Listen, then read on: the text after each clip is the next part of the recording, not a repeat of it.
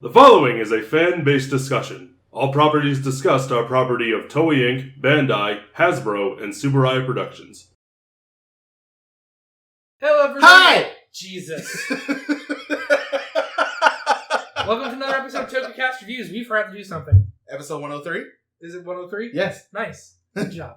Episode 103. Yes. I don't know if there's a college course for that. No. There is. Probably. You're watching it. Uchuu Sentai That'll be Kyuranger. $40,000, please. Uchuu Sentai Kyuranger. We're expensive. Yeah. No, we're not. We cheap dates. This show makes it seem like we're expensive. Because they sure did spend quite a bit of money from what I saw. Oh, really? Yeah. I'm not surprised. Just looking at everything. But Kyuranger. Kyuranger. Episode 103. So. Even though we did just rank it, let's talk about this opening. It's pretty good. The opening and the chorus are great. Like the opening of the actual song. Yeah, I know. And then the vocals come in and ruin it. The verse is the problem. It grew on me more as the show went along. Yeah. But I'm still not a huge fan of the way it starts off really strong and then it just kind of drops. There have definitely been worse openings. Well, of course, they've been worse, but as far as this one in particular goes. Also, I'm a little bit upset on our opening ones that I forgot how the Denzi Man one went, and I forgot how the Mask Man one went. Because I feel like I would have ranked those. I actually like those. Well, Denzi Man. different video. All the power of space. Power of space. The superstars of space. Let's talk about these first couple episodes because this show more or less splits it up into almost every 10 episodes or so. Mm-hmm. Is like its own separate arc. Yeah, I get that. And I'm okay with it, and I'm also not okay with it. Yeah, there's only so much you can do with this many fucking characters. I mean, to be fair, they did quite a bit with. They do a lot. No, they almost did. everybody in this show. Yeah, no, but I'm just saying that having this many characters has its own set of limitations and issues. Yeah, so I'm going to talk about this more or less in blocks of 10, so I'm not going to go into super detail. But let's just talk about how the fact that the first couple episodes made us very, very, very concerned when it first started airing. Yeah, a lot of Yoshilucky, a lot of yelling. I was not a fan of the show when it first started. No. These first couple episodes are pretty rough. Yeah. There are things that I like about them. Mm-hmm. Mainly the way they change up the fight choreography. Yeah. And the camera work. Mm-hmm. They do a lot of things with first person. You can tell they learned a lot from Zyuohger. Because they had a couple of first-person shots of that, but this one is just like, all right, let's do it. There's this one shot in particular in the first, I think it's the first 10 episodes, where Blue is like leaping up to attack someone, and we get like a POV of him jumping up. Yeah, you see his claws? Yeah. Honestly, I was rewatching. That was a really great shot. I was rewatching this show. I appreciated watching him the most because I just love when they like incorporate parkour into the actual fighting. I just think that's so cool. Yeah, he had a very different fighting style. Yeah, it was very bestial. Which is good. And I really like good, that. good array, good diversity of fighting styles, great diversity of characters, diversity of personalities. I think one of the biggest strengths of this show is its cast. Yeah, its cast of heroes. Especially when someone gave Lucky a Riddler the size of a baseball. Yeah, once he stopped saying his catchphrase every episode, 15 seconds. Not so much the catchphrase; it's just that he just chilled out. Yeah, because his catchphrase is fine when it's being said, not when it's being screamed. Yeah, like he can go Yoshilucky, not Yoshiluck, and then I'm not blowing out our microphone. I think it's just it didn't help that we were just. I mean, even that works. It's just you hear it so much multiple times an episode. Especially that first one. His dad still can't make it serious. We'll talk about him later. Yeah. But yeah, like those first 3 episodes, which are literally the worst part of this show. Mm-hmm. The show has its growing pains. It has its growing pains. And I think even though you like the Ninja, hearing Moe Tekita, and we had that You're Off as Zyuohger, and we got like that breath of fresh air. And then this again, it took us back to a place of darkness. Darkness and it's a little different though because one of my criticisms about Ninja was the fact that Takaharu's energy was never quite where it should be. It was always right, like it was a little too lackadaisical. Yeah. And then in this one, it starts off a little bit too strong, but it balances out later. Ha! Balance. Who is a character? How fitting. This is the first time that we've actually gotten gold and silver as part of the main team. Mm-hmm. Which is nice. Yes. So who is technically the 6th Ranger of this show? No one. Good. There is no designation. Good. For the two. Because I was gonna. Anyway, this is gonna be a rant real quick. There's 12 of them. I love. I just want to say this because I'm playing part of the series right now. The first general in the show, is voiced by Takuya Kuroda, who was Kiryu in the Yakuza series. Oh. Which you are playing like a dragon right now. Yes, I am playing 7. It is wonderful. But yeah, I was just like, his voice sounds exceedingly familiar. Oh, it's Bay. Yeah. Just look at that stern face. I love the fact that Kiryu is based on him. Yeah. Because it's his face. You can see it in his face. Yeah. So I just I love him and everything he ever does ever. But yeah, he's based on Kiryu. I'm holding on talking about the suits until we get to... More of them? Yeah, until we get to number 11. Before I end up talking about that but we could talk about the mag. I hate it. I don't... the base mech, I do not I do not like any of the mechs in this show. I like Q-Reno. Normal Q-Reno. Yeah. I like the concept. I don't like how it looks. And my problems also extend more to a story thing with it, but that's just me. How do you mean? Well, I think I know where you're going to go with this. You probably do. Yeah. But I don't mind Q-Reno. I think it looks quite good. Especially in comparison to some of the later ones that we end up getting. Yeah. What is the thing that you like just aesthetically? I just don't like it. It just looks stupid. I get what they were going for, like taking the Q-Tama and enlarging them and making them the joints in the cockpits. I like the concept in motion round. and seeing and not so much the round. I just don't like how it looks. It's not awful. I'm just not a fan. I really like it, honestly. And I love the concept that they can, except for Red, obviously, they can be any appendage that is needed in battle. They can be an arm, they can be a leg, whichever. I do switch that. I like that. Yeah. And I like the robot forms, like the individual... The ships, the Voyagers. The individual ships. I'm not sure about how I feel about all of them. They don't all look great, but I think they work in practice. Timbin is probably the worst. Yeah. If only because with Timbin and the appendages are a little too stubby. Humanoid also. Yeah, when they're not on the thing, the fact that they're always just CGI sort of takes them out of the situation a little bit because they don't ever blend correctly. Well, considering they're always flying around in space, and in space... I mean, even when they're on planet, wherever they are. More comes down to lighting than rendering. Yeah. I will say, the way that they set this story up is great. I love how it's them fighting against this. We have it's Star Wars. It really is Star Wars. Shark Matter, the evil empire, is out proliferating through the galaxy, taking over planets, subjugating everyone, and then draining energy from the planets. Yeah, planetium. Give me a break. Is it as bad Better than Tube. Is it as bad as Unobtainium? Honestly, no. I like Unobtainium. Screw it. I like Unobtainium. I hate it so. I much prefer this. Is it dumb as hell? Yeah, but screw it. I much like prefer Unobtainium. It's just so bad. Anyway, the name could have. I don't know. The name's a little. Okay, Planetium is better than Transformium. It's better than that. Transformers? Age of Extinction. I still haven't seen that movie, and I still refuse to. Good. Good. But yeah, over the first couple episodes, it's really just them getting introduced to the various members of the team because it starts out with Lucky, Hammy, Champ, and my boy Spada.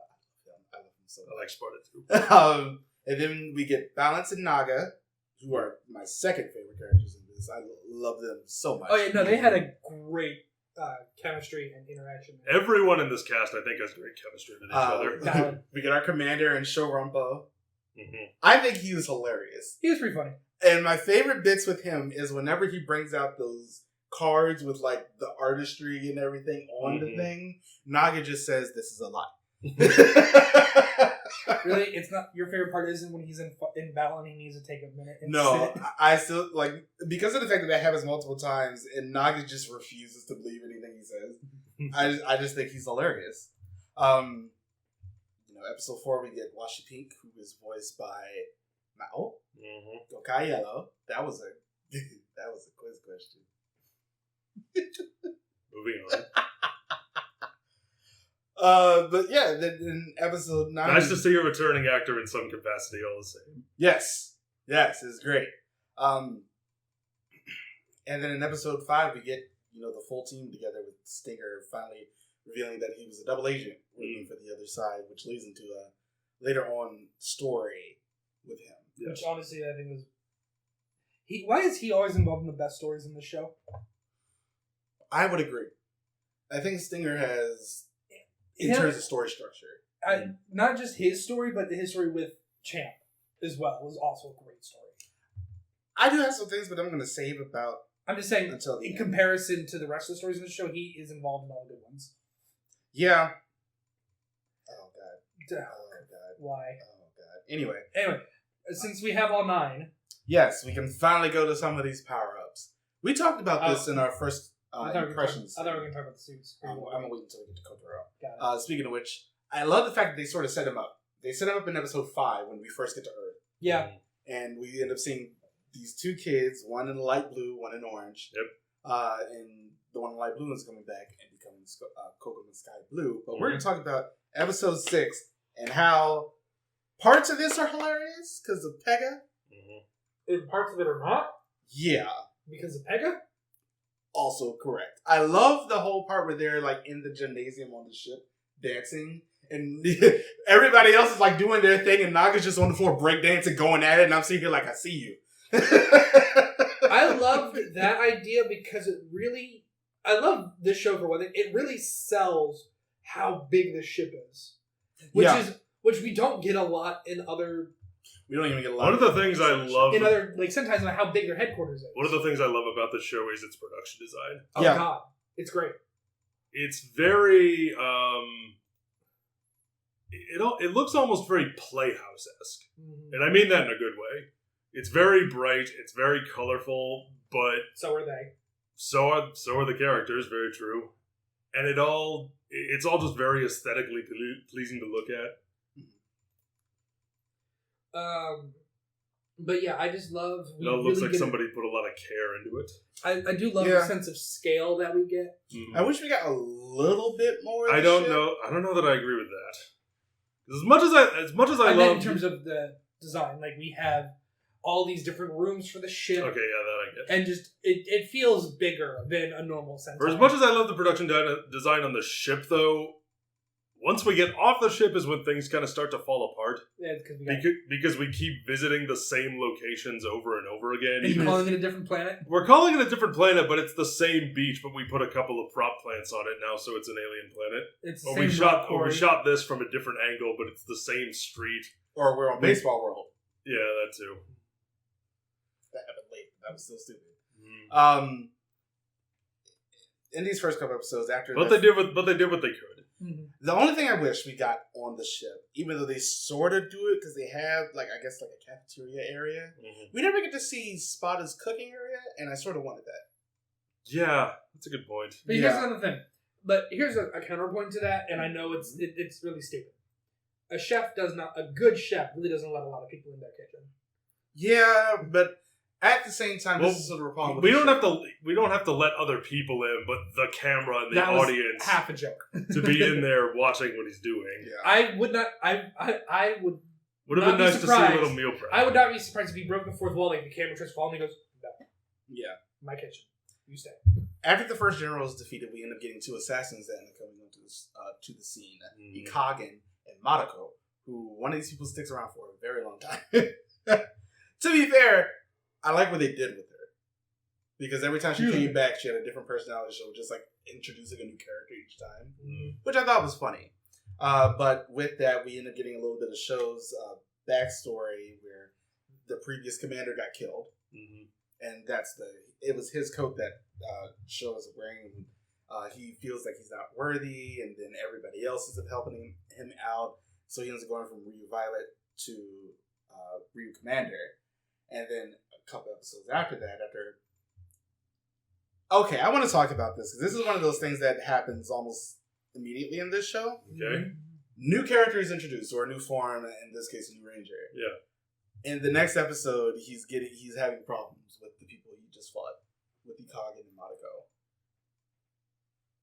Mostly with this is I don't know if we're getting onto the same topic here. Forgive me if I am, but one of my biggest problems with this show, our old friend inconsistent power levels rears its head yet again. Yep. In some of them, it's so bad in this show.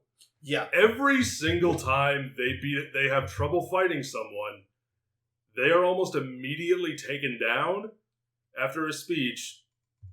And it always feels like they take him down in a way I feel like they could have done at any time. Yeah. It's like, well, we believe in ourselves a little bit more now. Now we're going to beat you. We made a speech about, I know you're in there somewhere. Now we're going to beat you. Yeah. Speech about friendship. Now we're going to beat you. I had a counterpoint to his specific example, but it does not apply to that. In that specific example, when it starts off with the ranger kicking their ass and then having trouble the next time, it's the fact that the opponent probably underestimated the new guy. Which, to be fair... Also, underestimating the old man is valid.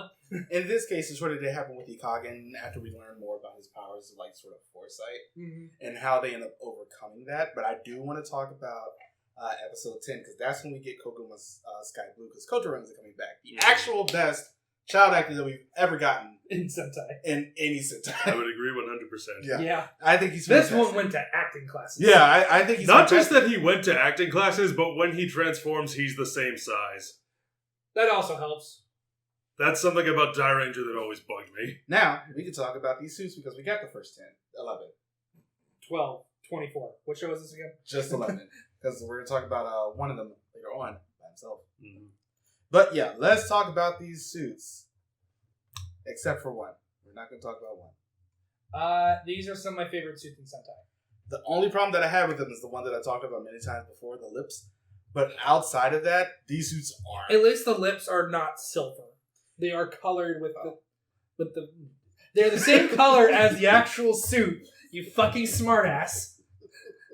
Which makes it better. And we brought that up when these came out. Yeah. It is nice that the faceplate does match the rest of the suit. Yeah. And I love the constellation, starry look of the visors. And the fact that there's actual differences between the suits. Like you have the robots have a little bit more padding, and you have Garo having different paddings, different textures, different body types, different fabrics, different. We have a cape, we've got wings, we've got fur, we've got a pokey visor. Yeah, we have a spot his visor. A visor that he can actually use as a weapon. I still love that they actually did that. We have Stinger's tail on it, and the constellations, and the helmet or the star. Koguma Sky Blue has a little scarf, mitts, and a scarf on it. I love it. These are some of my favorite suits. They are amazing. They're suits. fantastic. Now we don't really bring this up a lot in our reviews, but I think we should have. Is not only the aesthetic of the suits, but the aesthetics and the functionality of the changer. We don't talk about that a lot. It is a gun. It's a gun, but this is honestly, I think, one of my, I have a glaring issue with the changer in this one. Is that, so they put the Kyutama in it, and it stays there, right? Or do they take it out so they can put other ones in during the fight? Because it looks... No, they're still in there. So... It doesn't just get knocked off. Yeah. One wrong blow knocks that fucker right off. Although I think in some scenes they don't have them on there, especially when they're using one for like an attack or something. Yeah. Which I do like. I like the idea of the direction. It's like, so this is an attack Kyutama, a changing Kyutama, or an effect Kyutama. Yeah. I also had an issue with the idea that of how they selected who goes down for the mission at the lottery, because my thought was they're not falling out of that hole. I do love the dance though. And I love the fact that there's multiple people doing it over the course of the show. It's not just Show Rampo. Mm-hmm. Once our last Ranger ends up coming in, he does it a couple times, and it's amazing. I like how the two special quote unquote Rangers have different henching devices, which is nice. Yeah. Ryu Commander has his cane gun, which is awesome, by the way. And Ho-Ho Soldier has his sword and shield, which is also awesome, by the way. Now, let's talk about this second set. Also, sorry, did not mean to cut you off. When was the last time we had a Sentai with uniform, but at the same time, special weapons for each Ranger? Because we've got the axe, the crossbow, the sword, the scythe. Our first Sentai with a scythe weapon. First time I can remember. The first Sentai where the Ranger has a scythe weapon. Is this one? This is the last time. That we got something different. Although the one and only. I will say that for this one, I love the fact that they could just change the weapon really at any point. Yeah. It's just that whichever one fits more to their fighting style. Yeah, because I remember when Balance first came in, he and like Lucky did this whole PPAP thing where they put like the sword together until Balance figured out that didn't work for him, so he made it a crossbow instead. So, but yeah, I just love the fact that they could just really just switch. No, I just love that concept. Yeah, and it does end up coming into play later, which I think is the coolest part of this show. You mean the Daishogun? Pretty much. But I do want to talk about the second set of like 10 episodes where we end up dealing with Spada's brother, aka Kamen Rider Zangetsu. I thought he looked familiar. AKA the Sentai villain with a rider kick. He does have a rider kick, and it's cool.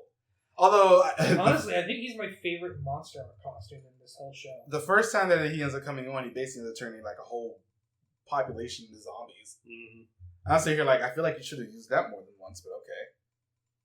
There's a lot of things in the show.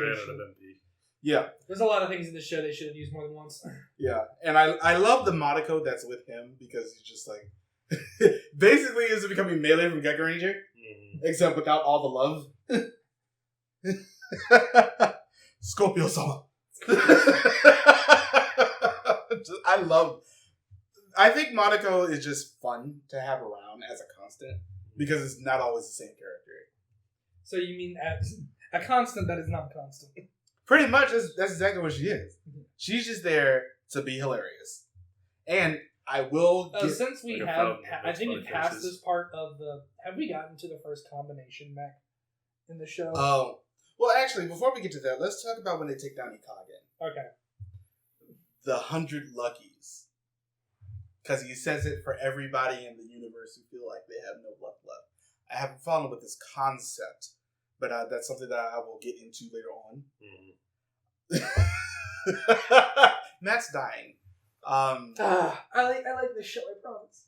I do love that fact, though, since Ikagen can sort of like see where people's attacks are coming from. I love how Lucky's idea is overwhelm the fuck out of him so he can't dodge. Yep. We shall use the Hammer of Dawn. We just have to hit them really, really hard. From every angle. From every angle, so you can't do what Piccolo wanted to go on to. But yeah, I honestly, I like that scene because it's just like, oh, okay, I get why Lucky says it now. But I also just love it because of fuck you, get destroyed. At the same time, though, I wish they used that Q-Timer more often. I feel like Dark Matter would have no chance after that. That's the problem when you write something that might be a little too powerful.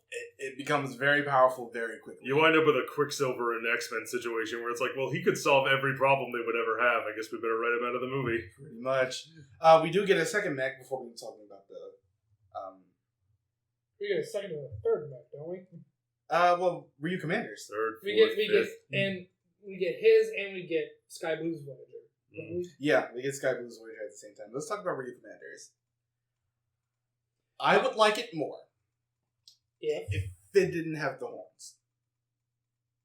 I think the horns are the thing I like the least about this outfit, about this mech.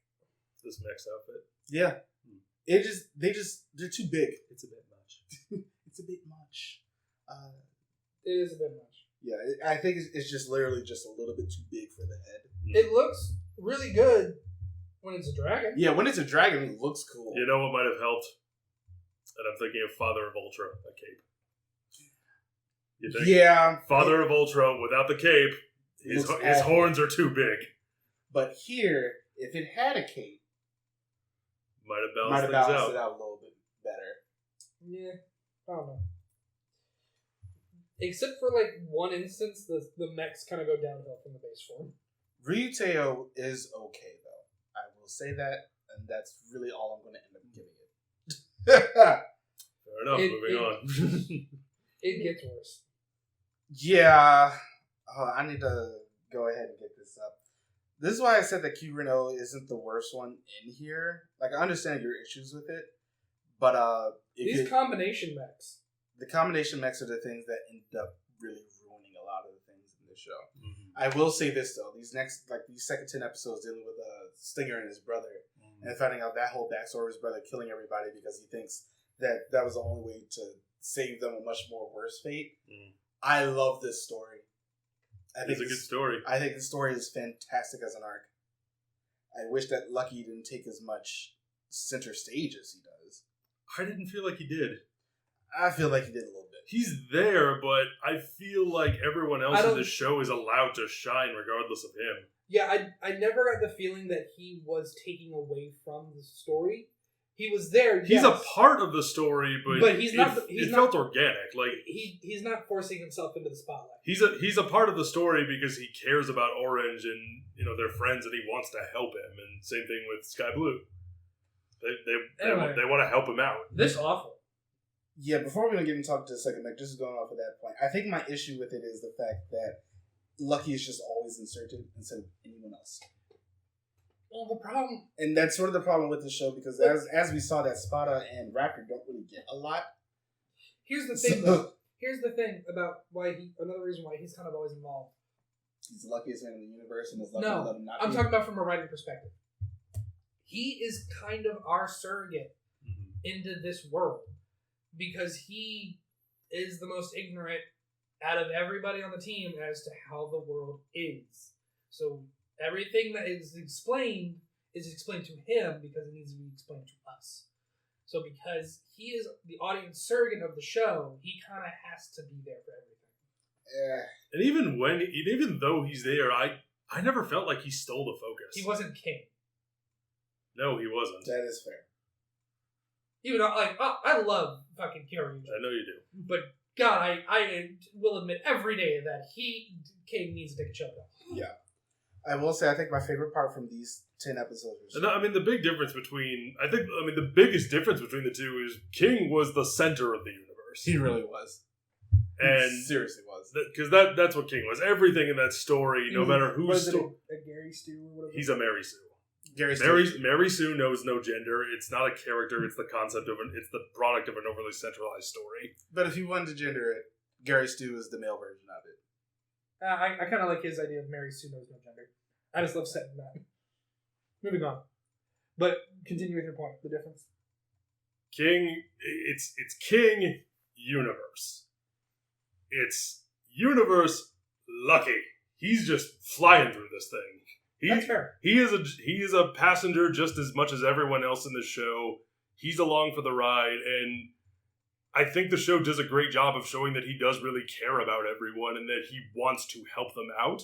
He wants to help them. He wants to help everyone else that they run into.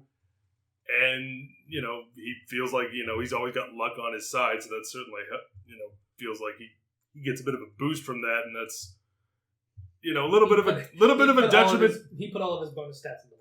Yeah. Really for some people it works. Some people play Souls with 2 shields. I do not.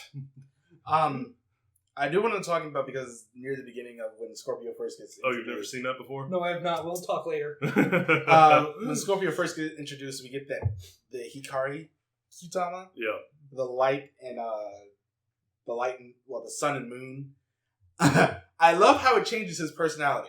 Mm-hmm. And I love what it does to Garu in Balance. Just as straight up hilarity. For that same Balance gets supercharged when he's in sun mode. And Garu ends up getting super suave and becoming a very different fighter, like both he and Lucky do. Mm-hmm. And I just love the fact that it comes with a personality change, which is another thing, again, I wish they used more. Mm-hmm. I just think that was just a fun thing to have, and I feel like it could have been done more. It could have, but I think when you have as big of a cast as this, I think it's more important to focus on who they really are and not focus so much on different sides of personalities brought on by power-ups. I know, but at the same time, it's like to me, that's like the definition of something you can do with a fun one-off gimmick. Yeah, but at the same time, it's just like Balance had it used a couple of times, but we only ever saw the different girl once. Yeah, I just think they could have done it more than one time, and it would have just been a little bit different. Okay, now we can talk about Ryutei Kyuranger. At a certain point, you got to learn where to stop, and you should have stopped at the beginning. This Mech, it's like you were building a Lego set and just didn't know how to stop. This Mech is a little bit of a clusterfuck. It's too bulky. It can't move. You can tell they're like moving it around on hydraulics. It reminds me a lot of unpaid interns on there on a train car. It reminds me a lot of the Go-Onger and Shinkenger combination mechs, and you're just like, it's too much. What if we put everything on one robot at the same time? But at the same time, what if we didn't? You could stop somewhere, but nope. You learn how to just keep going, and you failed at it. But yeah, I love when Stinger and Scorpio first come back together. Scorpio straight up just tricks them. It's just like, you thought I was on your side. Nope, I'm trying to kill everybody and take over dark matter myself. And Monica's like, I'm completely on board with this. And then Donna Margaret comes in and she's like, I am no longer on board with this. Turns out it was me. I support this plan. I do not support this plan. I no longer support this plan. I am once again asking for your support. Once again asking for your support. I love it. That's so good. God, I love that joke. That meme is just amazing. I do love, once again, just going along with the Stinger and Scorpio's story. It feels sort of brutal.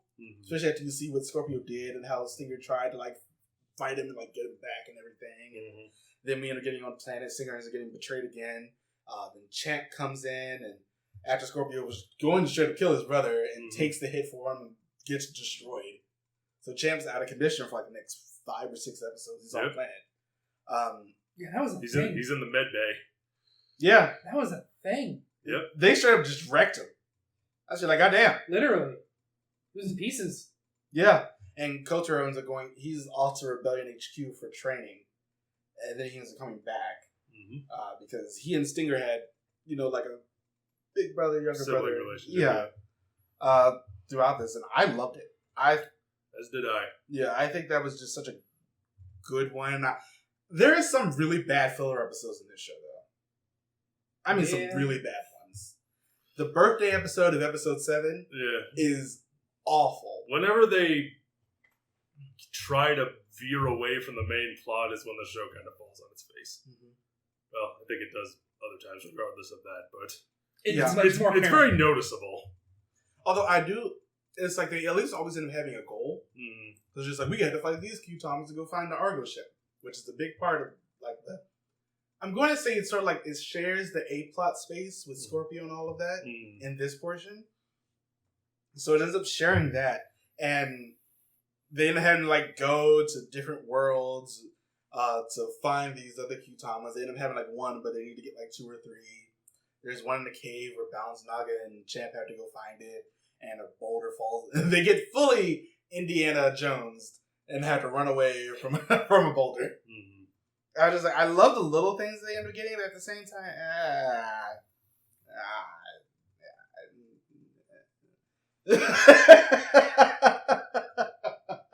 we have about 6 memes.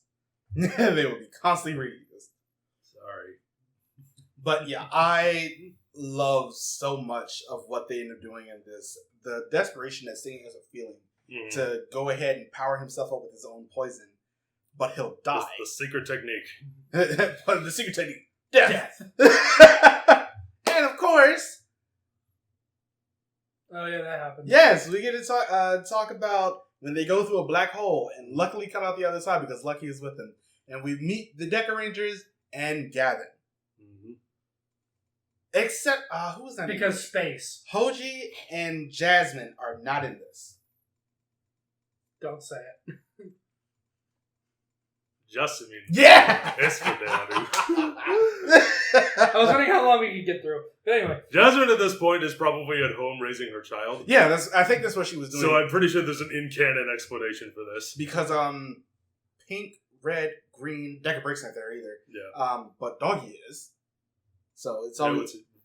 He's not retired. They probably have the suit. He was just in he's been in Kyuranger. Not Kyuranger.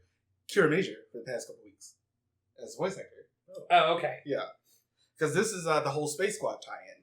Sorry, when you said that, I was like, Doggy Kruger showed up. That's why I was in confused. Kira Major? The most hilarious part of this team up, though, is when Garu sees him, and he's like, Aniki!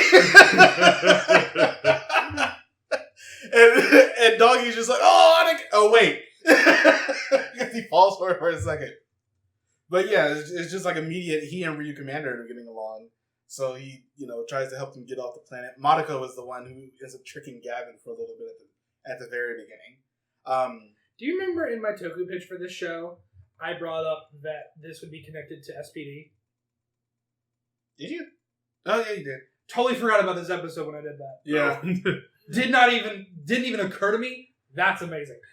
I do love, though, that since this is a different dimension, the Kyurangers get to see what life is like without dark matter. Because as far as they remember, it's always been dark matter. So this time around, they get to see the other half of the equation, where you have people out there fighting a good fight, like Bon and Gavin and winning. Yeah, and winning. So it's good to see that. So this is what it's like. Winning. I'm going to mention episode 19 very quickly, simply because the elf lady, who's like part of the planet or whatever, appears in this, and she ends up coming back as actually important later on with some parts of the story. And they're still finding all the Q Thomas for the Argus spaceship. Yep. Stinger finally ends up beating Scorpio with the help of Lucky and Kotaro, and Champ coming back because he's now been rebuilt. And they also make a speech about the power of friendship, and he kind of regains his senses and winds up taking his brother's poison. Don Armagi comes down. Speaking of which, we've mentioned him, but Don Armagi is the leader. He's the emperor. He's the emperor, yeah. He's always... Freaking look at the guy. He's the emperor. He always has a cloak on. He's got the cloak on, and the first time you see him, it's in a hologram. And it's like... God, this is legitimately Star Wars. Except without the incest. You had to go there, didn't you? I'm not the one who did it. No, that was Leia. Yeah. But at the time, she didn't know. Cute. And then, episode 22 is when we end up getting introduced to Ho-Oh Soldier. Legendary warrior. Let's talk about his suit. Is he really? I had no idea. You might not have picked up on it by the fact that he says it every sentence. No, he always says, not to go. That too. My word. Now, if we want to talk about inconsistent power levels... Densetsu no Kyusheishin. Yeah. That right? Inconsistent power levels. Yes and no. I'm going to go ahead and say yes. Yes and no. Yes. How?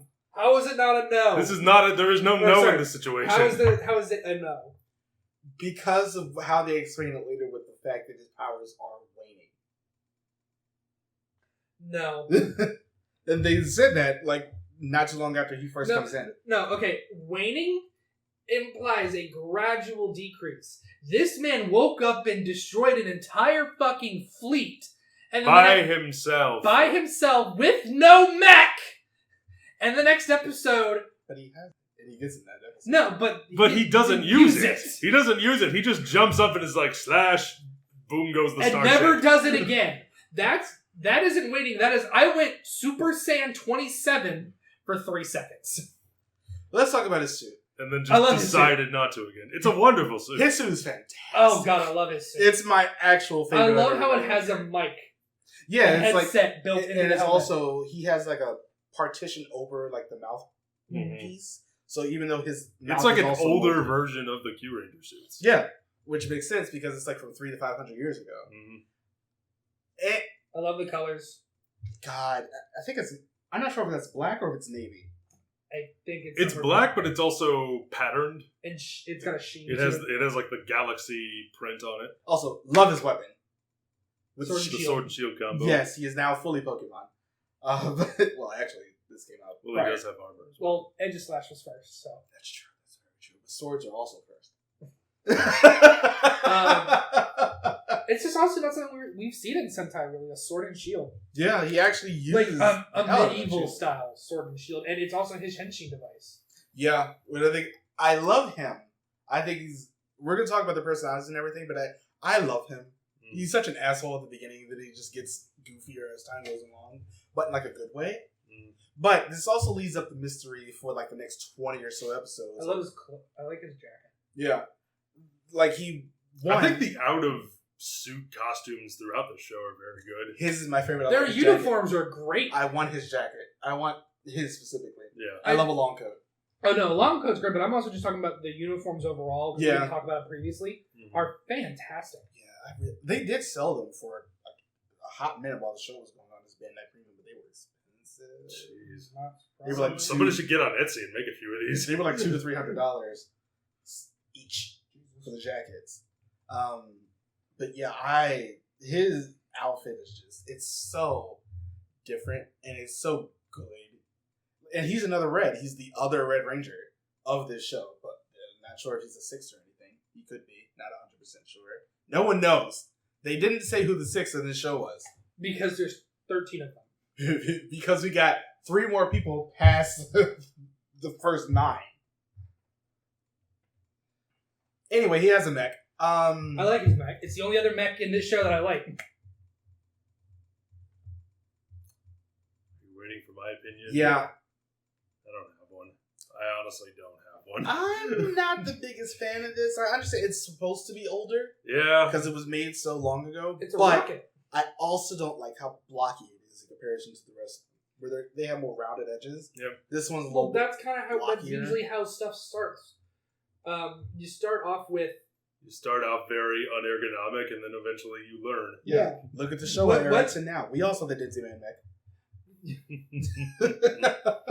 But I like the idea that it's a rocket that has to connect with a satellite, which I think is an interesting. Again, I like the concept. I just don't. I honestly just don't care, to be honest. Not a fan of the execution. Now, in terms of, I wish, because he's Hollow Soldier and I have a certain bias, I wish it leaned more towards the Phoenix part than it did the rocket part.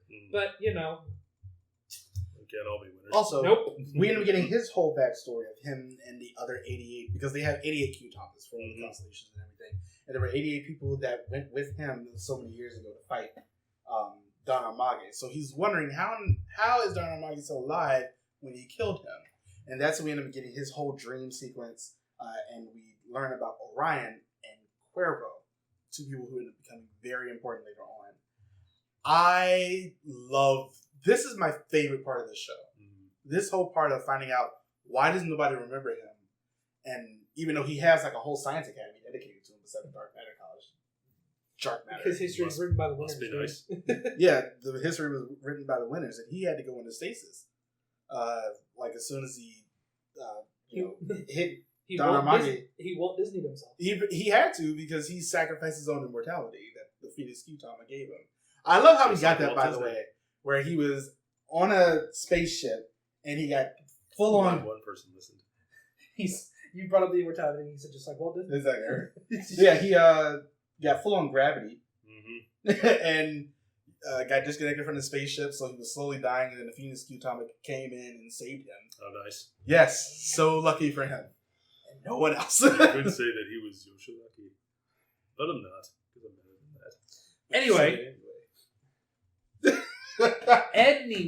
But I love his personality at the beginning when he Spada and Raptor are sort of like, I'm not going to say given to him, but they're sent to like sort of look after him and see what he's up to for most of this. And his personality is, you people are supposed to be a shield for me. Which says the guy with the shield. I thought that was the most hilarious part. But I think that's on purpose. Especially because what it sets up for other people's motivations later on. His ego is terrible. And he has to get knocked down a peg. Or 12. He really does end up getting knocked down. Not so much knocked down a peg as pushed off a ladder. Yeah, mostly by Lucky. And their person. I love when he takes over the TV station. He just comes in and says, "Fuck you, this is mine now." How's Cell of him? It really is. I'm going to throw a tournament. Yeah, then a couple episodes later, we get introduced to the actual worst mech in this show. I hate... So not the other one. No. I Wow. hate Kyuranger. It looks awful. No.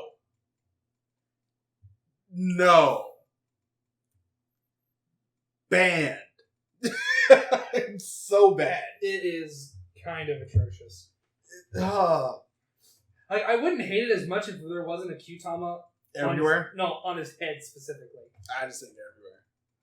I think this is the one time that just like if you had a smooth everything instead of a whole bunch of baubles looking like a really cheap Christmas ornament. I was going to say, somebody forgot to untangle their Christmas ornaments.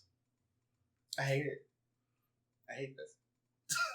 You got to spread them out on the tree. I hate the last one more. You can't just put them so close together. Unpopular it just makes the tree opinion. look like a mess. I don't give a shit on popular, but I hate the last one more. Because at least this one can move. Oh, he's right, you know. I mean, even if it can't move, I wish it did. It looks like a fever dream. But the three what Kyutamas kind of on top. do you have? We don't want to talk about it. yeah, Bug smacks. a lot of baby blood, but You should be. it makes me want to be after seeing this.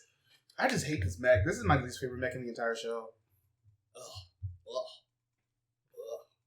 Anyway, that's Kyutamagen and how I feel about it. Get the fuck out.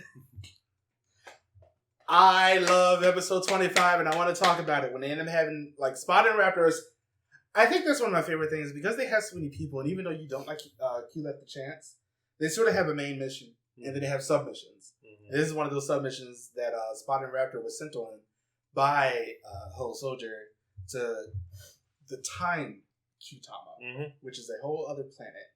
I love this episode specifically because of Kotaro. It really shows his acting.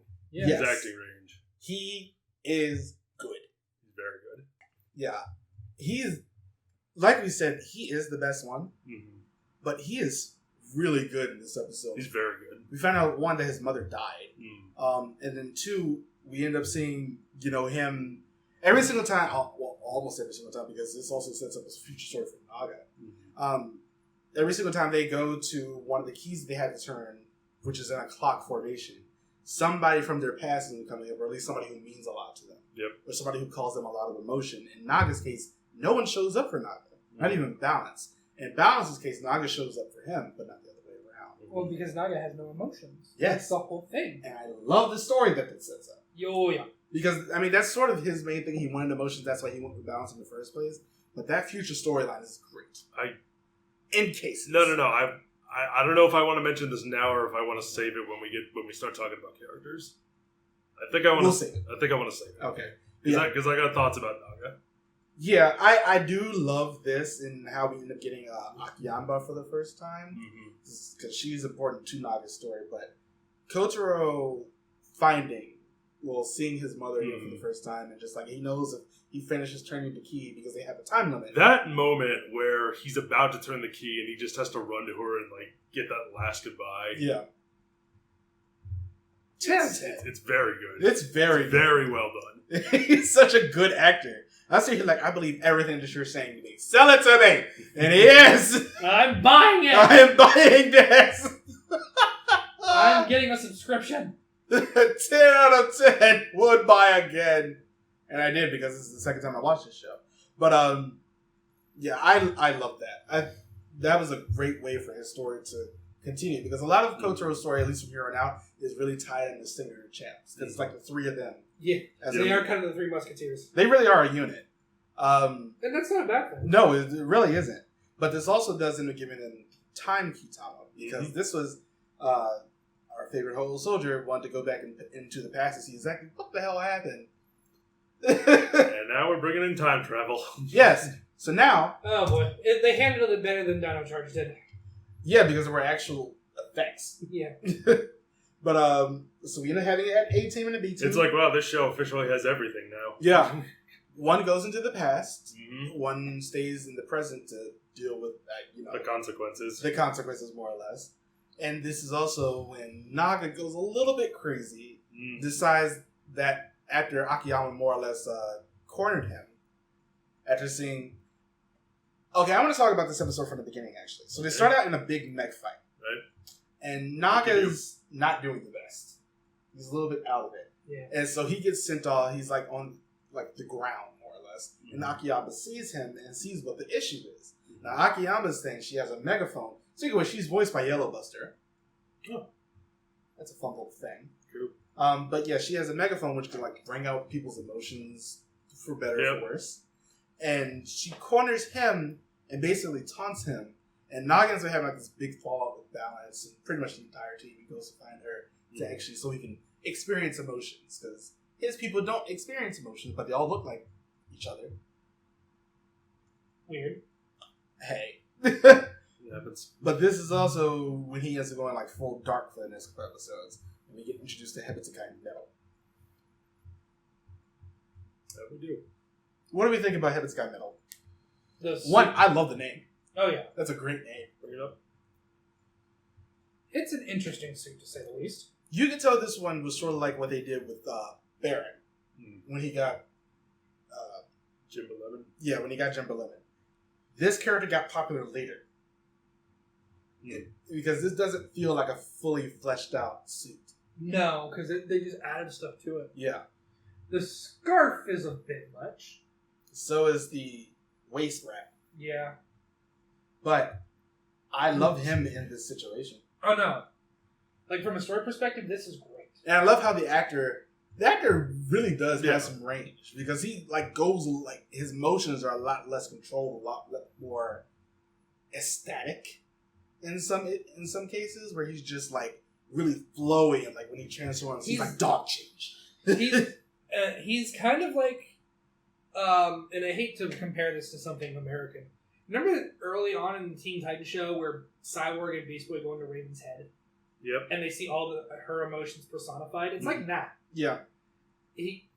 When he has these emotions, because he's not used to them, they take over and he does nothing else but emote that emotion. Yeah. So, I miss Teen Titans. I will say, for one of the things just randomly, as more technically a clip show, but it's the one where the random foot soldiers get onto the ship. Yeah. I think this episode is hilarious. I skipped it. It's so Both stupid, times. but it's just also really funny. Yeah. Seeing like it's nice to see them have a little try something different. Try something different with a clip show. Yeah. The same way Ultraman X did. Yeah. Because it's not fully a clip show. Yeah. It's just one of those things. But because Ultraman X was the same way, where it was done with like. Oh, the news people? Yeah, the news. Where it was all done with like interviews that were intercut. That episode was great. Giving you more insight to the characters. Such a 10 out of 10 episode. Until almost the very end. But anyway, yeah, I love the random foot soldier just running around there, Ryan. I think that's just really funny to me. And how, we didn't even talk about what we thought of the foot soldiers. Let's talk about it now. They're okay. I like their outfits. Not a fan of the helmet. They're certainly foot soldiers. Yeah. You can tell that gets into one of my bigger problems with this show. I will say this. I love how it feels Star Wars again, but this is very Clone Saga. Yeah. Because they're grown. Yep. Into these. Instead of just like they're people that they found. No, they're actually cultivated and grown. He requested a natural clone for himself. But yeah, I love like once they take the helmet off, they can actually talk. And they talk about how they have poor living conditions and bad minimum wage and no health care. I empathize. I just think it's really funny how they did that. I think it's genius. And I like one of the random ones that they end up finding. I think it's when Spada and Garu find them like in the cafeteria. They end up having this thing. No, it's Spada and Whole Soldier. Mm-hmm. They end up finding him, and he's like, "You guys fought me before." And they're like, "Huh?" And then they show a clip of the first episode of one of the meteors from Lucky's attack. He's like, "I'm this one." Oh, that's me there. And then Whole Soldier just moves on. It's like somebody who's an extra in a TV show, and they point it out to their parents. Look, it's me. There's me. That's me. I'm that one with his back turned. Tsurugi is just hilarious in this too, because as soon as that happens, he breaks the fourth wall. Not shaming anyone who is. Yeah. He just breaks the fourth Seems wall. an apt comparison. He pushes the screenshot off the screen. I love it. Even though they still are turning out to be bad, I had a little bit of hope the first time I watched it. I'm just like, I want them to be good. I just wanted like a good team, like these 5. Yeah. Nothing else. I don't need anything else. I just think they're funny. But yeah, I enjoyed them. I enjoyed this episode. I thought this was just a fun episode. And then we get back to terror. Just like real life. Yeah, it's great. I love the episode when Balance, this episode 28, and these break up. When Balance and Naga have like that really big falling out. And I will give my props to 1, the suit actor, and 2, the voice actor. Because they're 2 different people. Yeah. For Balance, because there's just a lot of emotion that you really can't get if you don't have a movable face. Right. But he really gets through body motions. Oh yeah, and absolutely. Body language is and key. Vocal inflections. Mm-hmm. I think Balance's actor and suit actor do such a damn good job of this character. But yeah, I love this episode. When they end up having that really big fight, but Balance still won't give up on him. It's great. And then we go back into the past, and I don't know if Orion is Lucky's ancestor. They sort of imply that he is. Mm-hmm.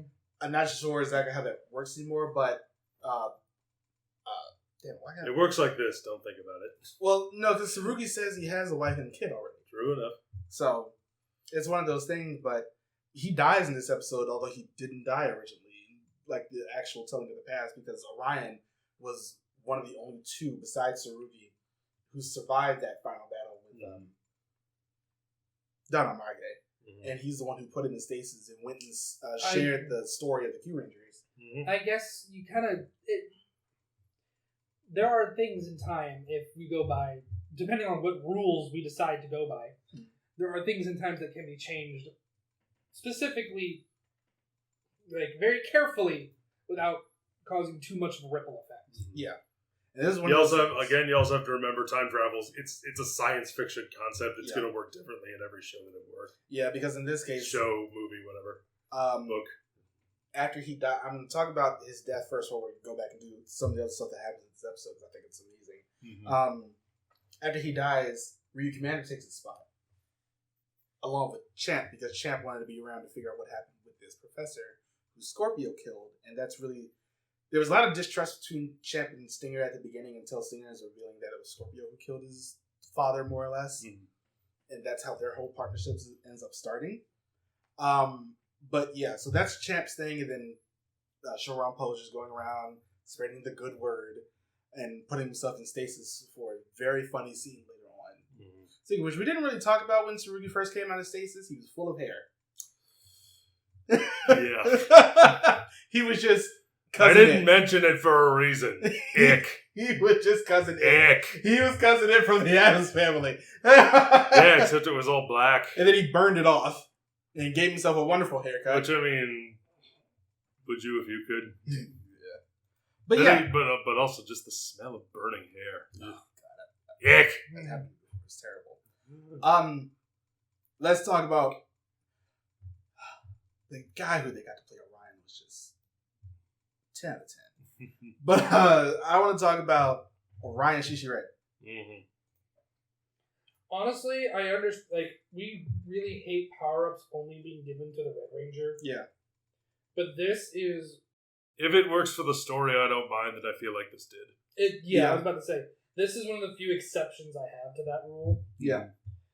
Mainly because it really worked for the story, yes. It looks awesome.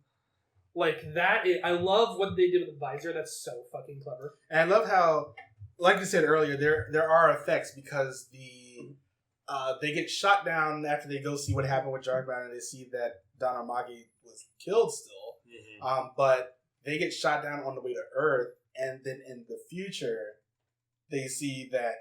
that was my elbow. They see that the ship has crashed. The Tokei Kyutama is still there, so they go back into the past. Right. And, well, Lucky does. Mm-hmm. And ends up meeting up with the team back there and seeing Orion. And then, they have this weird bond or whatever. And that bond is turning into the Super Kyutama. Mm-hmm. Which, by the way, why is it so fucking It's massive. It's Saturn. Literally. But it is massive. And I love... It's going to fall off. Love... Okay. The first fight. Oh, I'm going to hit you. That when Don Armage first shows up. Yeah. And just ends Lucky. Mm-hmm. I'm sitting here like, that's how you make an entrance. He flicked a bullet through his chest and basically just kills Lucky in like 3 seconds, or at least fatally wounds him. That was amazing. Mm-hmm. It made him, like, we got him as the hologram. Mm-hmm. And, you know, just as a general big bad. But this time, this is a real threat. This is somebody who's tangible. Mm-hmm. This is somebody who just took out your red in no time flat. I'm sitting here like... It's the villain in Kyuranger grabbing Blue by the face. And just killing him and killing him! He killed that entire team except for Red and Silver! That was the only good part of that show. He just... And I'm just like... Oh no, this show just went from a 1 to a 2. But then... God, I forgot about that. Back to the task at hand. That's the task at hand. Then we get this, which... Well, then we end up getting that whole scene where basically Tsurugi ends up having to use the Phoenix's powers to bring Lucky back, more or less depowering himself for the next little bit and leads to some future issues. But yeah, then after that, Lucky ends up coming out face down the bad guys as Orion, and he takes out that general in 3 seconds. He wraps him in his scarf, Mm-hmm. throws him, and cuts him in half. And I'm just like, oh, okay, Like we're just doing that now. Oh, okay. Carry on. Is it a scarf or is it a cape? Yes. It's escape. It's a scarf. And he's got shoulder pads. No, she was in Go Busters. With he has that's a a solar system shoulder pad shield thing, which is cool. And he had portals. He has portals with weapons. Portals? All the weapons. He has portals and portals with weapons. So he just screwed with Don Armage. Summoning the weapons. Yeah, just summoning weapons and just Kind of using reminded them. me of. It kind of reminded me of. I don't know if you thought of this as well. Final Fantasy 15. The way Noctis summons the arms. Yeah. Between that and Gaim, yeah, it's very accurate. But yeah, I that was such a cool just intro for this character. Because once again, Lucky's personality seems to change with every different power up that he gets. Tayo, Suki, and this one. He's much more calm and collected. He's a lot more threatening. He feels like an actual threatening person. Time to get down to business. To defeat the Don Amage. There you go. He comes in, just throws a whole galaxy at Ouch. him. And I'm just like, oh, okay. We're Tends to hurt when that hits you in the face. just doing that again. It was such a cool opening. I think I know we always say that red only powers are like the worst, but rule of cool still applies. Yeah. And holy shit. This is one of those ones where I'm just like, God Damn. Like, I'm not ever really talking. I compare this more to Kachidoki than I do to Shogun. Daishogun. Simply because Really? Why? Not because of like the power sets or anything. I'm talking about like the first time you see it. Oh, fair. The first time I was saw saying in terms of Kachidoki- aesthetics and power set, it's more Daishogun. Yeah, it's definitely Daishogun, but it's just like that rule of cool. The first time we saw Daishogun, he just takes out. He just ended up taking out the entire. You mean Kachidoki?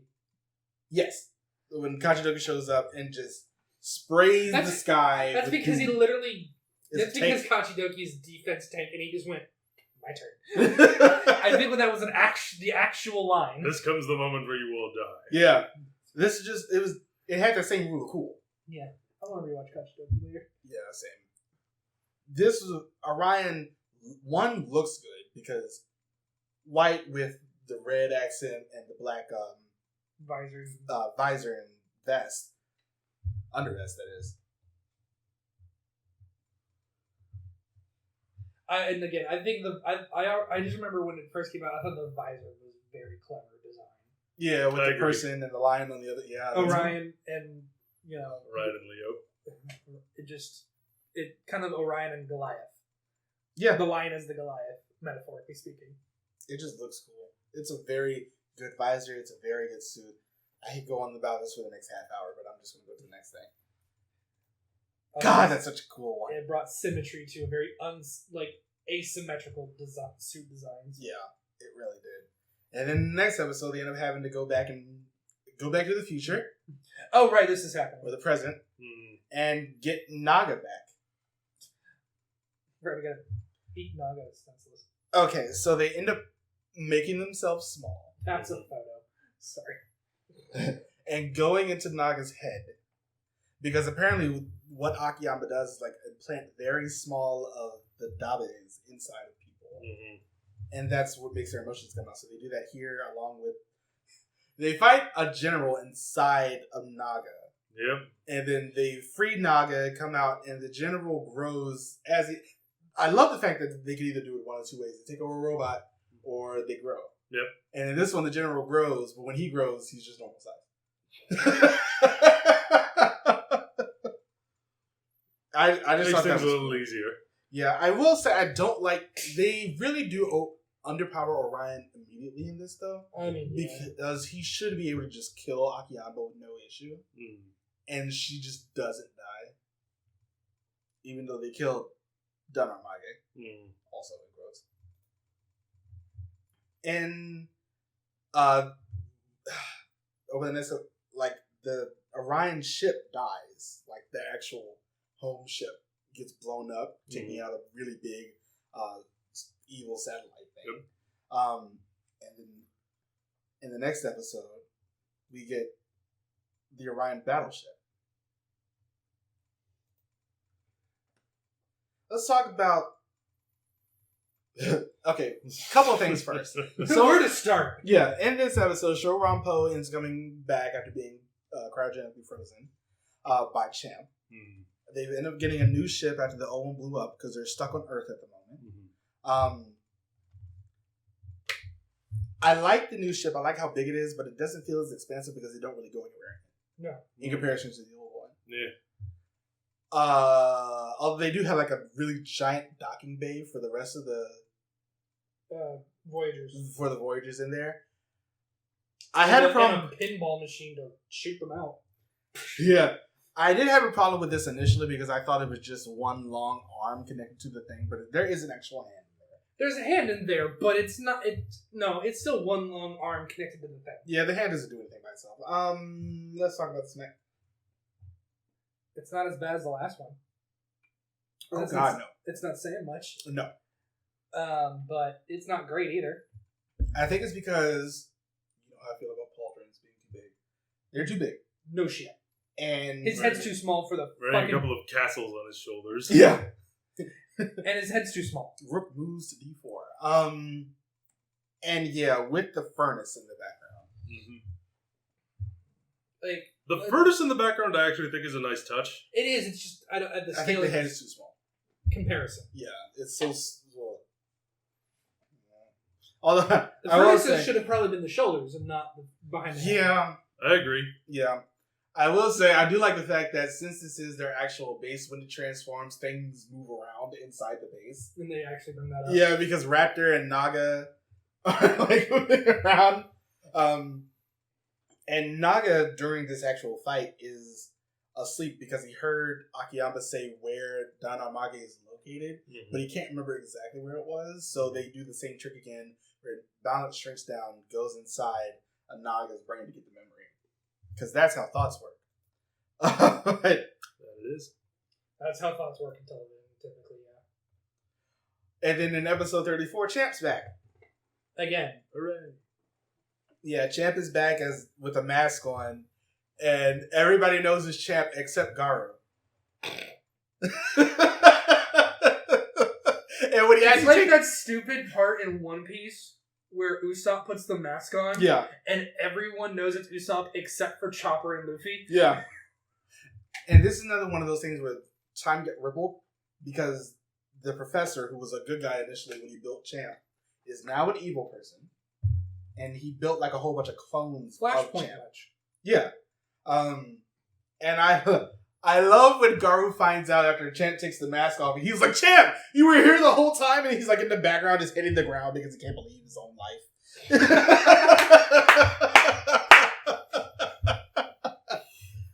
they did more with him. Oh, boy. Garo was great. Every single time he showed up, I just thought he was really funny. I can't believe it was him. How dare you? But Champ is slowly like short-circuiting every once in a while. Oops. But they don't really bring up much about that. No, not really. You just usually unplug and plug back in. Or drop kicked. Just reset it. And or they need to take the cartridge on his out. planet, They need to take the cartridge out and blow it. No, that makes it worse. There are a couple things that happened in episode 35. Do we have to talk about it? Yeah. No, we could not. No, we're going to. Because this is when we find out that Don Armage is basically Voldemort. Gotta go kill the Horcruxes. Yeah. He pretty much just implanted himself in a couple of people. Let's take all the Dark Lords and put them in one character. Including an alien idol, a.k.a. Beatbuster, a.k.a. Magio, a.k.a. he was now Mr. Super Sentai after he took over the thing from Kenji Oba. But yeah, I like this episode. The whole idol thing. Anytime Naga gets to act a little bit out of character, it's immediately fun for me. Yeah, and he's just so much fun to watch. And here's the weakest part about this show: when we find out Lucky is a prince. I didn't mind this. I thought it was just a little bit too boring. And I feel like it should have came up a little bit earlier than it did. I can understand that, but I didn't mind it, mainly because... Not because it's like, well, that's why he was born lucky, blah, blah, blah. No, but really, because once his dad dies... Well, his dad is there right now. But I'm jumping ahead. You know. Once his dad dies, it gives that sense of that feeling of, I have a responsibility to Lucky, which is not really something we get a lot in a lot of Loud Reds. Mm-hmm. And the ones that do typically take it seriously. It's that last little nail in the coffin that is calm the fuck down, Lucky. It's not just that he's taking everything seriously, it's that just the extra motivation that it gives him and the way that it gives the team different ways to interact with him as a result, because his father is being possessed by... Well, no, it was like an evil clone version. I know, but of him. It's still possession. It's like the "I know you're in there somewhere" speech and whatnot. Sorry, this whole episode. Yes, I know. But yeah, I get it. And, he does end up taking over. And he gets a great costume. Oh, that jacket. I just like jackets. Jackets and hats. It's just a long one with the lion on the back, and I just think it looks so cool. Mm-hmm. But yeah, I also love the fact that it was Stinger who made it, because they're very proficient on this planet at needlework. Yes. But which we found out when we found out he made all those dolls. The dolls, which they did Champ. sell. We also end up getting Super Q right now. It's just a different. Because why looking, not? It's just a different looking red Zord with a big gun. Why not? Also, you know what the head looks like? What? Gingao Yeah. from Gingaman. Yeah. Because of the crown thing. Although I will admit this looks a little bit better. And then they had to go on a search for more Q-Tama. A lot of things look better than Gingaman. Sure. But they end up they had to go to the Southern Cross constellation, which is where Don Amage is located. And to break in, Tsurugi ends up mentioning that 3 of the people that he was with, who are now certain Q-Tamas with their powers imbued into it, were able to break through the barrier initially to go and beat Don Amage. So they end up having to go on this little thing for the next little bit. Let's talk about episode 39, where Champ is a princess. And this whole episode is Dragon Quest. I just wanted to mention that Stinger is now a jester, and he has to sing throughout the entire episode. To be fair, Stinger's an actual singer. Oh, is he? Yeah. He has to sing a couple times throughout this show. So doesn't mean that the episode was any less, any less awful. Oh, I loved it. It was a crack episode. It was a fun little diversion. It was like this whole episode was just on crack because Spada had to become the barbarian, so he got stupider as the episode went along. And Lucky was a magical girl, black mage, and I was just like, why not? My brain broke for a little bit. It was such a stupid episode, but it was fun. That was also when they almost beat Anton. How can I say it? Episode 40 is the baseball episode because obliged. And then are you though? I don't think you are. I don't think you are. That was a choice. Episode Baseball 41, episodes are a choice. Yeah. Episode 41 basically is setting up the rest of the show. Yes. Yes. The next 8 episodes. Yeah, 7 until the end. We find out that Lucky's dad is alive. Yep. They borrowed this from Kyuranger because remember when Tsuruhime's dad was turned evil and this sacrifice was sold later on? That's exactly what happens here. Except it was better than Kyuranger. Because I thought it was done well here. I'm not saying it wasn't done well. I'm just saying it was better. Her dad had better final words, in my opinion. What did he say? I don't. Ouch. Oh no! Whatever he said, because I don't remember what he said. I know it was better than what his dad said. Yo, shut up. Anything's better than that. Is better than that. The Wilhelm scream is better than that. I did love when he first shows up though. It's like Lucky and the others are going down to like find a thing to actually blow up the. Are you just imagining? I'm trying to imagine how many Toku would be improved if like a Wilhelm scream was added at some point. It mainly be done on minions, I assume. I want to see main characters do it too. Now, I did love how this episode is set up, though, because they find out that, over the next couple episodes at least, they find out that all the planetium, whatever, is being put into one place. Energy du jour. Yeah, and is being used. I love this plan because it's explicitly evil, and there's no coming back from it. Don Armage plans to use all the planetium to blow up the universe. What it did. But he's a normal. He's a normal. He's immortal. He's I know. Shut up. I saw good. You haven't had a fuck up like that in a while. No. Anyway, shut up. He's a normie.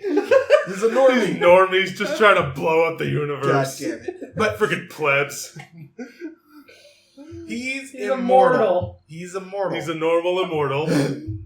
Yeah. And so just a run-of-the-mill, Walmart brand immortal. C's get degrees. C's get immortal. I hate everything. I hate everything about what just happened. But he's We haven't laughed this hard in a while. Oh boy. Woo! He's immortal. So when the universe blows up, it'll go back to normal. Yes. And Monaco has been upgraded with just like technicals. She's a cyborg now. She's normal.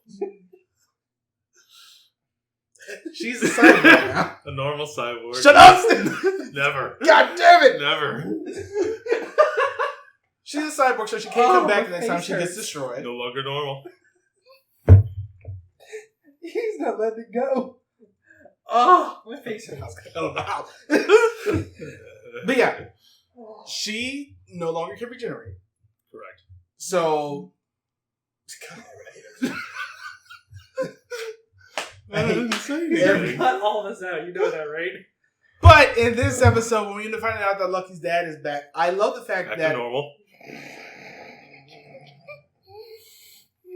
Lucky and the others leave to go find Tsurugi because Don Armage wanted to be in a normal conversation. We can dream. Yeah. But I did love... Tsurugi is very...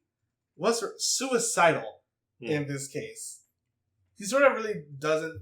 Like, he thinks that he's the only one that can do this, and his condition is deteriorating. Yeah, he really is. But I love when Lucky's dad shows up and, like, Balance and some of the others just like, we'll fight him. Mm-hmm. They leave and, like, go and figure out how to actually stop the bomb using the black hole Q-Tama that Naga has. And they come back. I love that plan. Yeah, because he got that to be a part of it.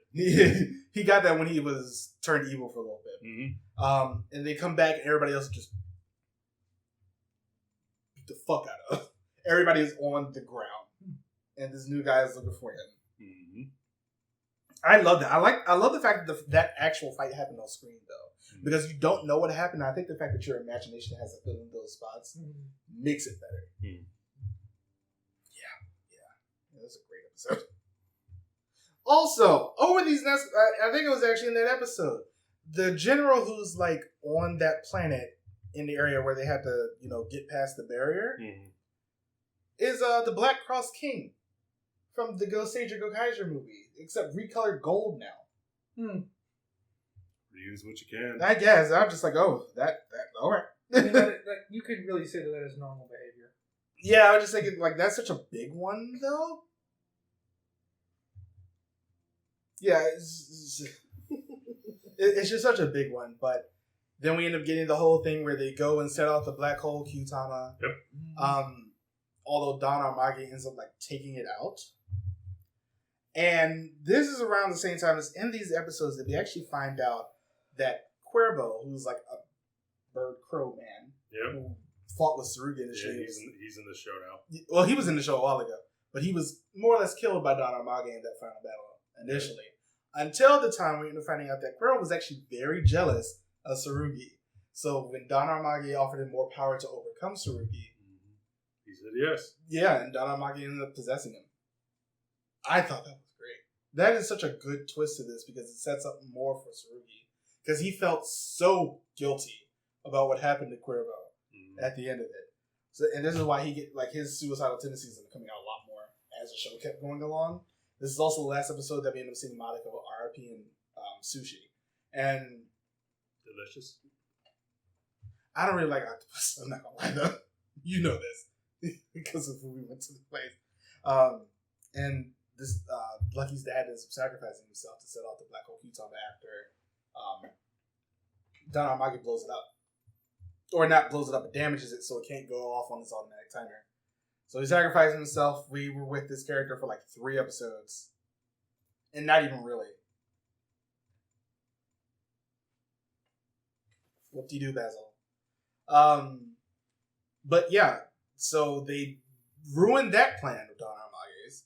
So Don Armagi's second plan... His contingency. His contingency plan is... At least he has one. Yeah, that's true. He ends up going back to Earth because Earth still has a lot of planetarium in it. I love that fight. As opposed to a normal amount. Yeah.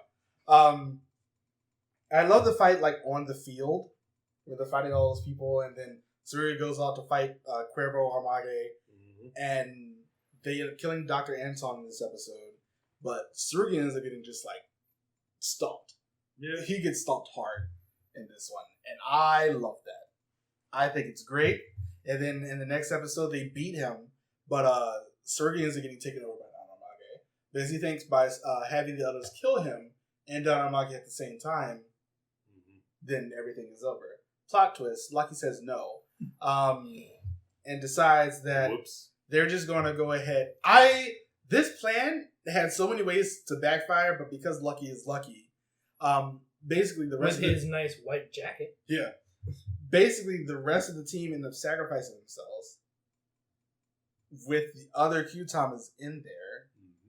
And Don Armagi basically ends up swallowing everybody in the universe except for Lucky, somehow.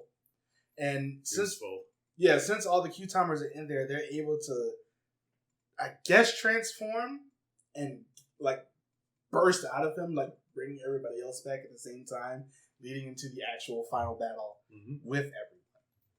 I actually really like this ending.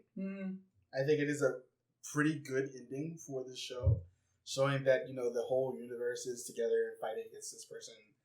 Although it did come a little bit of hope. I feel like it was earned. I feel like in this case it was earned. In this case it was earned. Because in this case, Hope was kind of the main weapon they had the entire show. Yeah. Since it was rebellion, not a defense against invasion. Yeah. That's why, Star Wars. A new what? Hope. A new normal. Yeah. This could be a thing for like the next 3 videos. Yep. But yeah, and then at the end of this, they all just end up, powering up and everything and beating Don Armage. Stinger ends up taking over after Shogun Po. I'm not going to say retires, but he goes like back to HQ to become a higher up. He gets promoted. Everybody pretty much ends up getting promoted. It's a promotion / transfer. Yeah. Spada ends up opening his own restaurant that Luca shows up at. Luca from Gokaiger shows up in along with Raptor, so it was good to see, both of our characters in the same scene. And everybody else just goes back and everyone's off on their own path. Yeah, and Lucky crash lands the ship again. And Tsurugi ends up becoming president of the Space Federation. Yay! which leads into the Space Squad for Kyuranger itself, which I'm not sure when we're going to review. We'll do it eventually. We might just end up having just like a Sentai movie review weekend or something to be a little bit easier. Yeah, maybe. But yeah, that's the end of Kyuranger. I like that. I like this show. This show was almost great. It was almost great. Let's talk about the characters first. We're going to get into that. Oh God, we're gonna be forever. It actually probably going to be a little bit shorter than what we expected. Lucky. Some of them we have more to say than others. Yeah. Let's talk about Lucky first. I'm so glad he took a chill pill. I do not like the concept of Nebulous thing. Like luck. Yeah, being a lot of the driving force. I get that, but it's also still kind of... It's a thing in real life, though. Like, the idea of being born under a lucky star is an actual concept. Yeah, but it's just the fact that a lot of this plot hinges on that front. I get that, but... And I think it worked better for me because it wasn't something he realized during the show and went with. It's part of his character. That he's always like, I've been lucky, so why do I bother trying? If I was as lucky as him, the amount of effort I would put to shit But the thing is, he always tries. He doesn't ever stop trying. No, his luck is there. he tries, but he doesn't try. He tries in the wrong ways that we would normally like a character to try. He tries in force. He tries in running, but he doesn't try in thinking because he doesn't have to because it's going to work out. Well, some of the plots that he actually. The final thing. I'm referring to like strategy and that's more everybody else. Because he doesn't have to. Because it's going to work out. It's difficult for me to talk about any character individually without talking about them as an ensemble as a whole. Yeah, because they really work as an ensemble. Because this is what I think is the best part about this show is the cast. Mm-hmm. Is the cast, is the acting, is, as I said earlier, the diversity of characters that we have. Well, everyone brings something unique to the table. Well, let's talk about... We can sort of talk about some of them in groups. Like, Garo is really tied to Lucky. Garo's a good character. Yes. But he really doesn't have a lot outside of his motivations to help Lucky. It's true, but again, that gets back to my ensemble point, is one of the reasons this cast works so well is because they're all able to play off of each other so well, and I feel like the writing leans into that. Which is why I wanted to get, like, the singular people out first. All right. Because the last one, well, actually we only have maybe 3 more. Hammy doesn't get enough. No, she doesn't. She doesn't get enough. She doesn't get a lot, I would say, but I still like her. She was a ninja apprentice or something. Her master was Tsuruhime from Kyuranger. I mean, it wasn't the same character, but it's the actress. But yeah, I liked her, but dang it, an argument can be made. Argument can be made it's the same character. Maybe. Ryu Commander. I like him a lot. I thought he was great. He's so good. He's just a little bit enough of an asshole, and a little bit enough of an old man. Mm-hmm. So there's no one in the cast I didn't like. Yeah, I thought he was a lot of fun. Tsurugi is really the last big one. What about Naga? Naga, I'm going to talk about him more with balance. Okay. Yeah, but Tsurugi is really the last big one. They were kind of a package deal. Yeah.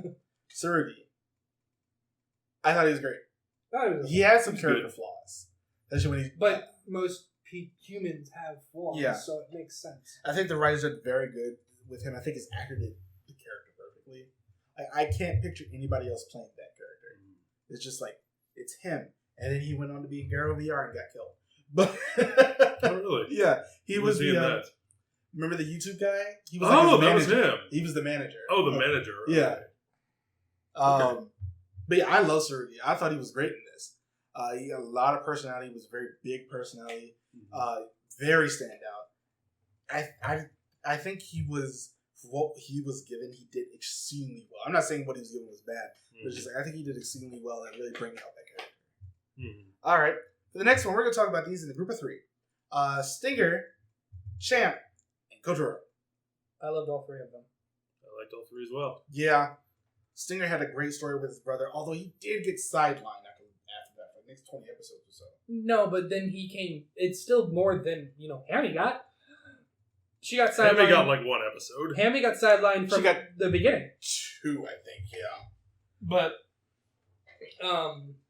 yeah. Stinger works with Champ and Kotaro so exceedingly well. Kotaro had his whole thing with his mom, and I love the fact that the people who came up to see him, like immediately after they were done with their things, were Stinger and Champ, because he was closest to them, and I love their relationship. Like Stinger, like they're just a group of friends, and like Kotaro's a younger brother to both. Even though Kotaro has his own younger brother, yeah, but they did. Who's just back on Earth, just chilling. No, he's starving. He's with their grandfather, enslaved. Okay, you know how it is. He's with their grandfather. Still, my point still stands. I mean, they basically liberated the planet by that point, more or less. You're doing fine. Yeah. So he's with his grandfather. That was the biggest thing going into this. I was like, I wonder what happened to his brother. Oh, they actually did. There was a really weird throwaway line, but at least they say he's with their grandfather. So it's good that happens. I love the fact that, like you said earlier, Kotaro gets so much to do. He's not just, I'm going to be the kid. He's like, no. He's not the team mascot. He's actually a part of the team. Yeah, he's like, he's a part of the team. He has a role to play. And it's just like, he takes what they're doing serious. I kind of wish he used his growing ability more, though. But I guess that's expensive. Or it's just one of those things where this is overpowered. Maybe we shouldn't use this as much, because he did really take out a lot of people just doing that. Yeah, valid. And Champ, like his whole thing with his beef with Stinger at the beginning, until he found out it was Scorpio who did it, and finding out about Anton Hakase going back to the past gets changed. Anton is turning into a bad guy, and then they end up having to kill Anton. That was really the end of Stinger. Really, all three of their stories, but that was very near the end. That was like 2 episodes before the end of the show. Yep. So I feel like they really came full circle into a very well knit, organized group. Yeah.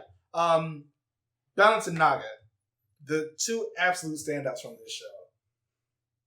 I don't know if I'd say that, but I can see an argument being made, but I don't know if I necessarily agree with it. I think it's just because of the fact that the actors work great together. Yeah. Naga, this is how you do an emotionless character. Yeah.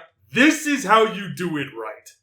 I've ranted about this in the past on how, the Japanese, they love their emotionless characters who are just, they're too cool for school and they don't show any emotion and they think somehow that'll make them cool.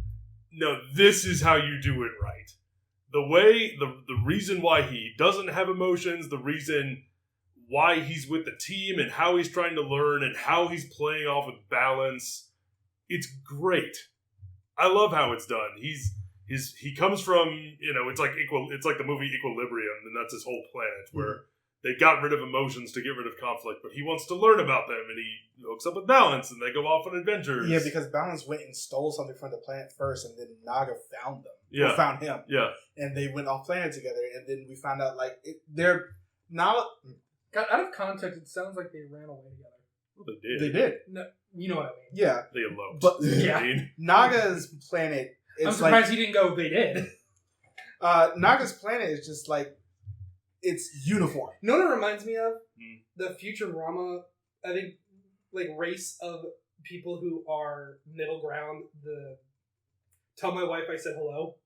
Do you remember? No. You don't remember them? They were neutralists. They were always neutral. So there's a plane crashing and he just goes, Tell my wife I said hello. They were neutralists. I get that vibe every time he starts talking. And we got to see the actor in drag, so work. But I really actually like that when this other version of Naga, more or less, because that's all we know, and they look the exact same, except you're wearing 3-inch heels. It's just you can't have emotions on our planet, and so her whole thing was to come in and try to kill him, to get rid of him. Burn the heretic. Yeah, that's really it was. It's just our people can't have emotions. But isn't your drive to kill me an emotion? More of an order. Yeah, than anything else. But this is how it is done. I really like that character's introduction to see the juxtaposition between recently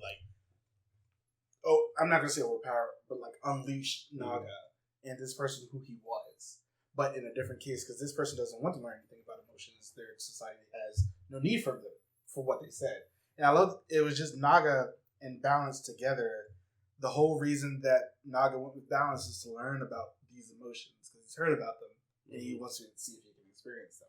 That's why I love the things where you see him smile awkwardly and laugh awkwardly. It's so good to see this. This is a very good character done well, and he really plays off of balance because balance is extreme and your way and everything. I love that about their dichotomy. I thought that was amazing. That's why they're my two favorite characters from this show. Okay, just because of the fact they work so exceedingly well, and their backstories really mesh for what they're given. I think they are amazing. Very good points. All right, the last two. Let's talk about Washi Beef and Kashiki Yellows, Raptor and Spada. They were the two who got the least, I think. You think so? Yeah, because they don't even have a movie like Chameleon Green does. Fair enough. But I liked them all the same. Yeah, I really did like them, especially Spada. That whole episode where they got, like, their personalities switched, and he turned into an old man. And then at the end of it, their personality came back, and he just said, I don't know what's going on, but grazie! Just like... That's a catchphrase. 10 out of 10, yes! He loves Spada. I thought he was great. I just wish he got more to do. A lot of it was playing the B-roll to everybody else. Him and Raptor. True, but I thought it was roles they filled well. Yeah, I mean... I feel like for the story they were trying to tell, I thought they played their parts well. I think between, at least in show, Garu, Hammy, Raptor, and Spada got the least.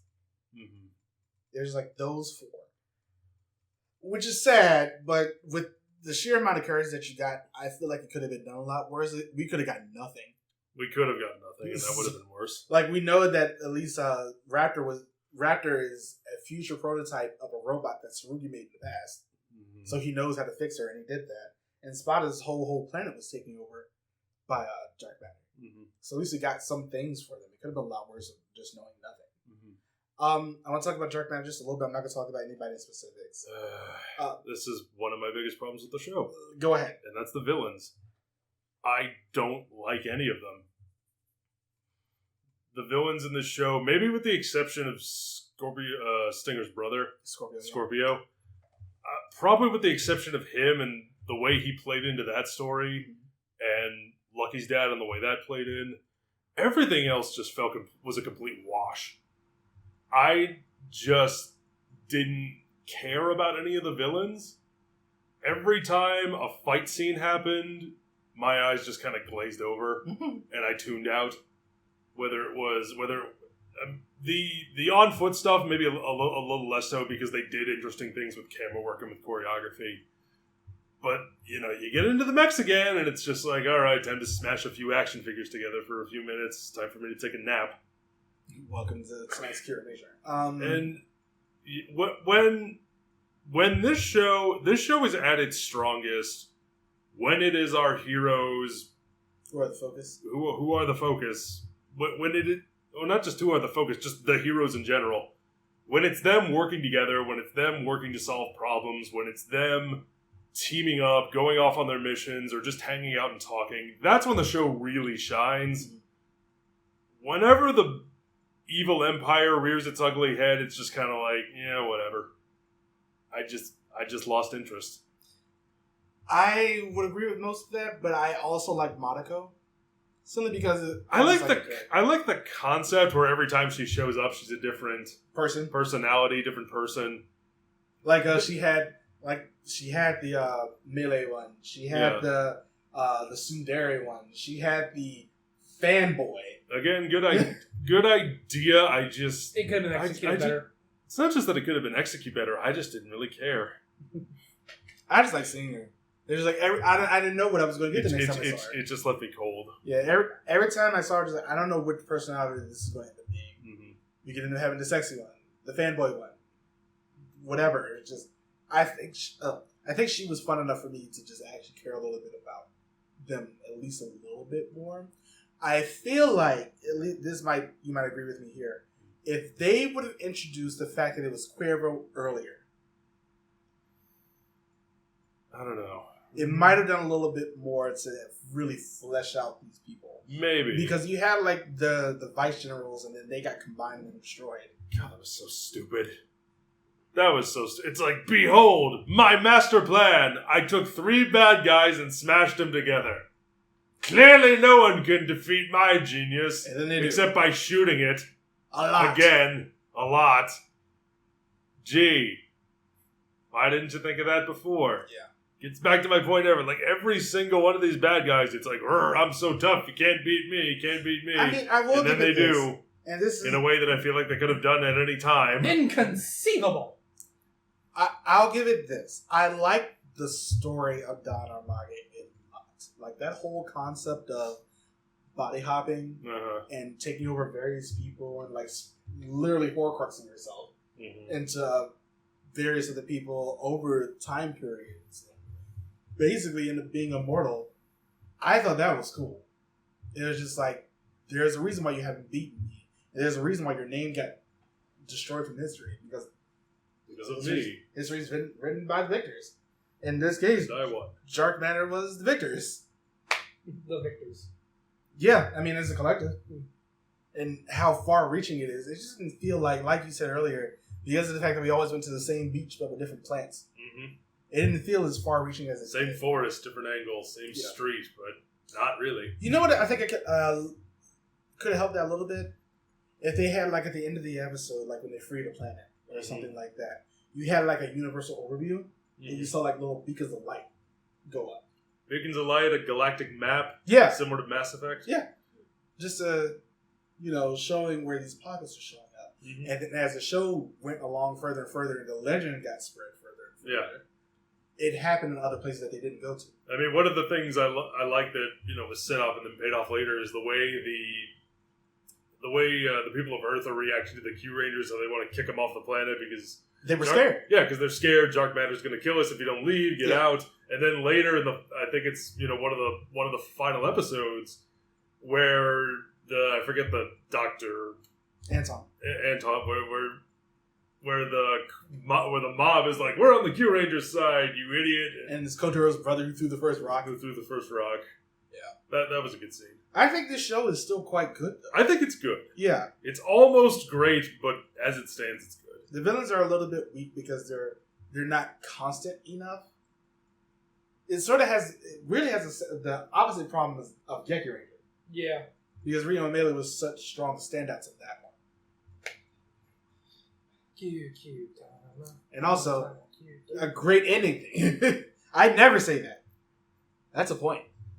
But yeah, I would definitely say if you haven't seen Kyuranger, definitely go watch it. It's definitely worth it. This is a recommend for me. It's a very fun ride. It's been a very long time since all three of us have recommended a show. Yeah. After watching it on this channel. I liked it a lot more second watch. I can get that. Yeah. Next time. Oh, okay. So here's how our schedule is going to work for the next couple weeks. So next Saturday, as of recording this, that will end up being the 21st. We're going to have a live stream. Of Power to Hero of the Grid. A couple of our friends will be here. Jacob won't. But he can. Are you not coming over at all? Or are you just going to chill out and talk to the chat? I'm not coming over. Oh, okay. But yeah, a couple of our other friends will be here playing the game with me and Matt. And after that, there will not be a video for that week. Or that Sunday rather. Because that is Thanksgiving week. And I have to cook. And eat. So I will be busy. Mostly eat. Yeah, we're getting into the holiday season. At least for me. And so starting on... a video will be up on the 2nd of December. But starting December 5th, or rather 6th, because that's when our reviews come out, we'll officially be starting X8 month. So coming under X8 will be next. Yes, it'll be X8 month. I'm so excited. So there will be a video on the 6th, the 13th, and the 20th. So it'll be X8 on the 6th. What'll be on the 13th? The 13th, we just got specials and movies to do. That's what we got. I'll figure out a second how we do it after. I was wondering if you had a specific layout plan. Not yet. But the series will be on the 6th. And then the 13th and the 20th. And then after that, we will be back on the 10th of January to finish off X8 month. Because we will be taking some time off because it's the end of the year. It's the holidays. It's Christmas time and holiday time. And kissing 2020 goodbye with a stick of dynamite up the ass. Yeah, that's pretty much like what we want to do. So we're going to end up taking off a break for 2 weeks. Welcoming in a new president. Yeah. So we'll be taking off a break for 2 weeks at the end of December. So the 20th, when they're having part 3 of X8 month, there will be nothing on the 27th or the 3rd. So just to specify, nothing will really be going up on the YouTube channel. We might still stream on Twitch every now and then. Yeah. But again, twitch.tv/Tokucast. Thank you to everyone who has followed us thus far. And the reason why I'm specifying this now is because somebody showed up on my stream last night who said, I didn't know you had a Twitch. And I went, how? We post it up everywhere. Yeah, we can. But yeah, we definitely have a Twitch. So we'll be there for those 2 weeks. But I'll be finishing off or continuing my playthrough of Spider-Man Miles Morales. Yeah. From the last video will be going up on the 23rd, so there will be a video on the 23rd of December. But the 27th, the 30th, the 3rd, and the 6th, there will be no video. And then we'll finish off the same month at the beginning of January. So yeah, I'll post this schedule up. I'll make it a community link or something, just letting people know. But yeah, that is going to be our schedule for the next while. But don't forget to follow us on all the things. Yeah. Twitter, Instagram, Patreon, Twitch. And as always, let us know what you think of Kyuranger in the comments down below. Mm-hmm. If you have seen it. If you haven't seen it and you watched this video, sorry. It's for spoilers. But anyway, thank you guys so much for joining us. We'll see you guys next time. Bye, everybody. Bye.